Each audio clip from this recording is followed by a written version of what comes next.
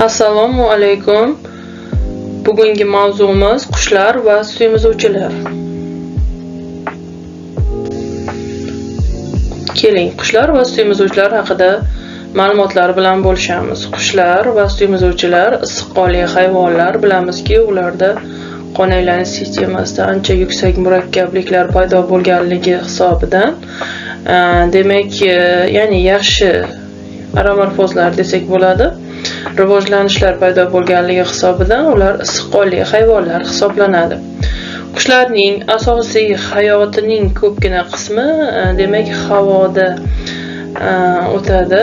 Asosan ularni havoda harakatlanishiga qanotlar yordam beradi. Demak, oldingi oyoqlari qanotlarga aylanganligini ko'rishimiz mumkin. Tanasi esa patlar bilan qoplangan. Demak, jag'lari muguz tumshuqlarni hosil qiladi.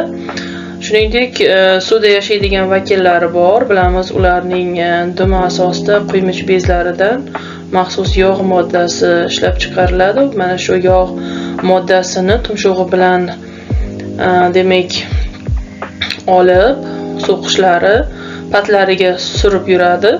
Buni foydali tomoni aynan patlarning egiluvchan bo'lishiga yordam beradi va suv yuqtirmaydigan holatga olib keladi. Keling, patlar bilan tanishamiz. Pat bu qalam uchi bilan teriga birikkan mustahkam muguz nay shaklidagi o'q va yelpig'ichdan iborat.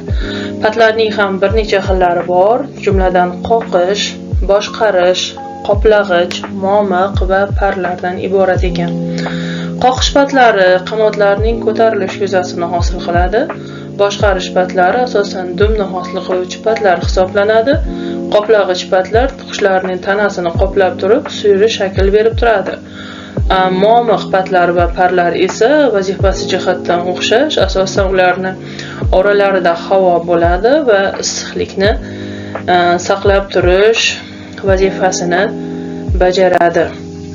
Qushlar sinfi. Qushlar patini turlash bilan yiliga 1-2 marta almashinib turadi. Oyoqlarining pastki qismi muguz tangachalari bilan qoplangan. Keling, tuyoqsimonlar va pingvinlar turkumlari bilan tanishib o'tamiz.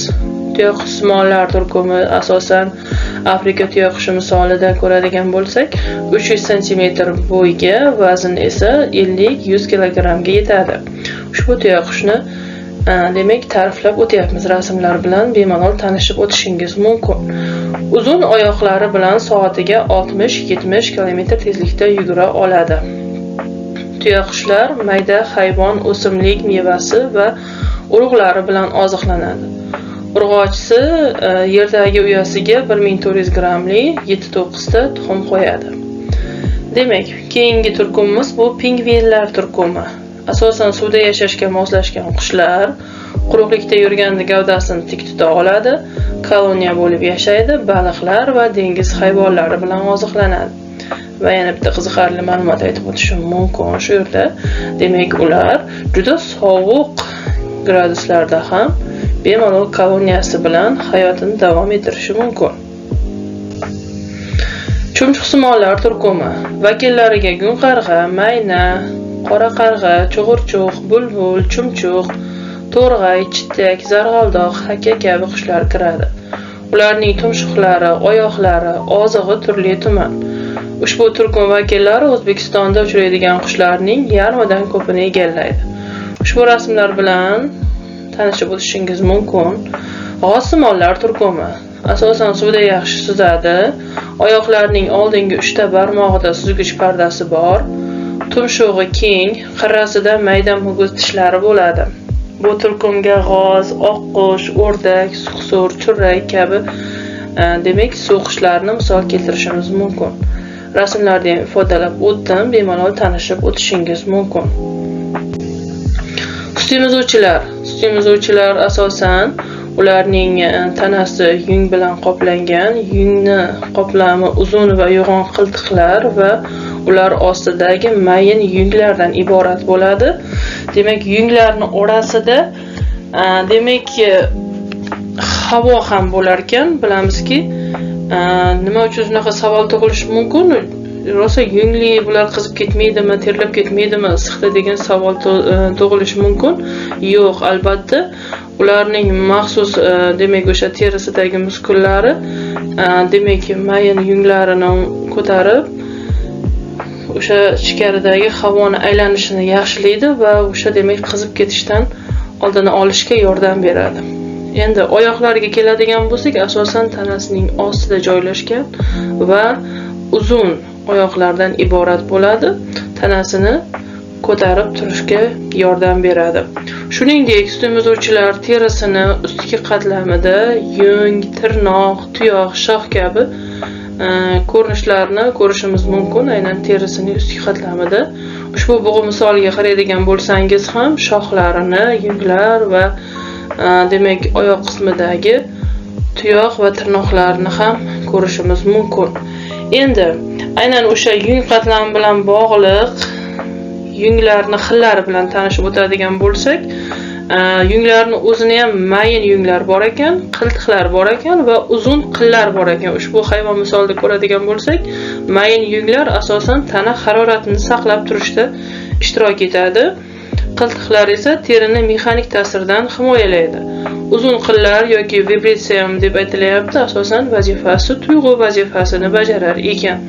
Ushbu hayvonda ham e'tibor bersangiz, burun atrofida hamda ko'z atrofida o'sha uzun qillar joylashgan va ular tuyg'u vazifasini o'taydi. Keling, demak, ushbu rasmlarga ham e'tibor beramiz va ma'lumotlar bilan tanishib o'tamiz. Shuningdek, sutemizuvchilarning terisida ter, yog', sut va hid chiqaruvchi bezlar joylashgan. Hid bezlarining asosiy vazifasi nimadan iborat? Keling tanishamiz. Demak, yashash hududini belgilash, bolasini topish yoki yosh hayvonlar uyini topish. Maqsadi o'sha demak hid bezlaridan ajraladigan hidlar yordamida topib olish mumkin. Misol uchun uyini yo'qotib qo'yadigan bo'lsa, yosh hayvon hali tajribasi yo'q, qayerda joylashga yo'qotadigan bo'lsa, lekin o'zini turiga tegishli hid orqali uyini topib olishi mumkin ekan. Sut bezlari asosan o'sha sutemizuvchilarda yaxshi rivojlangan bo'lib, urg'ochlar tomonidan bolalarni boqishda ishlatiladi. Demak, ter orqali plus issiqlik ham ajraladi. Bu demak o'sha tanani sovutishda, muvozanatini ushlab turishda katta ahamiyatga ega.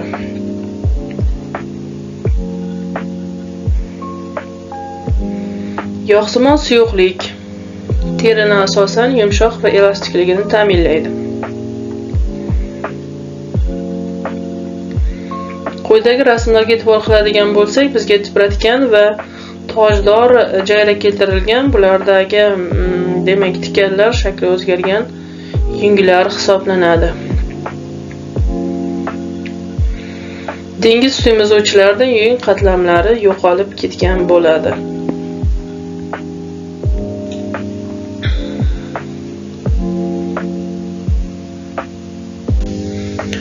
Sutemizuvchilar sinfi tuxum qo'yuvchilar va tirik tug'uvchi kenja sinflarga bo'linadi. Tuxum qo'yuvchi kenja sinfi asosan klokalilar turkumi. Ular asosan tuxum qo'yib ko'payadi. O'rdak burun yexidna, prayexidna kiradi. O'rdak burun tuxumini bosib yotadi, yexidna esa tuxumlarni xaltasida olib yuradi. Ushbu quyidagi rasmlar bilan tanishib o'tishingiz mumkin.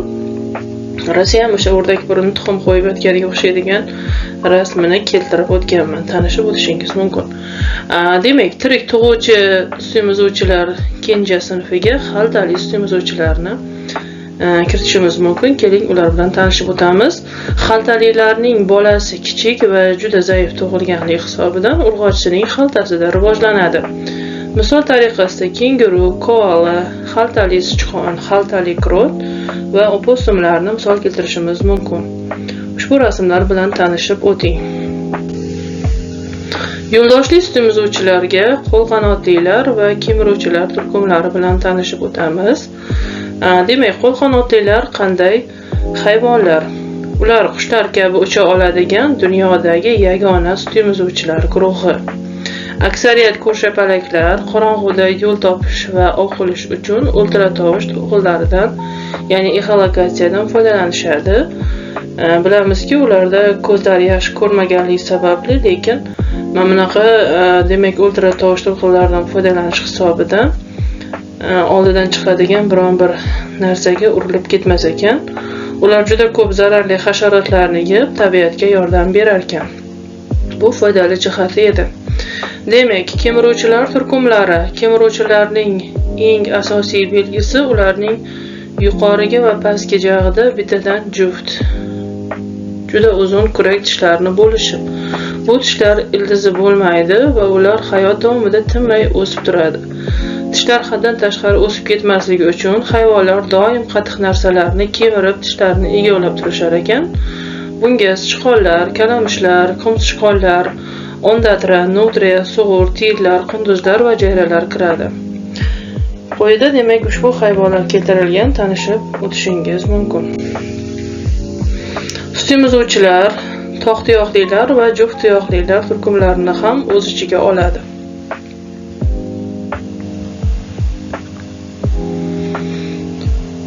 Keling, demak tog' tuyoqlilar bilan tanishib o'tamiz. Ularning oyoqlarida 3-barmoq kuchli rivojlanib, tana og'irligini ko'taradigan asosiy tayanch vazifasini bajaradi va u tuyoq bilan qoplangan.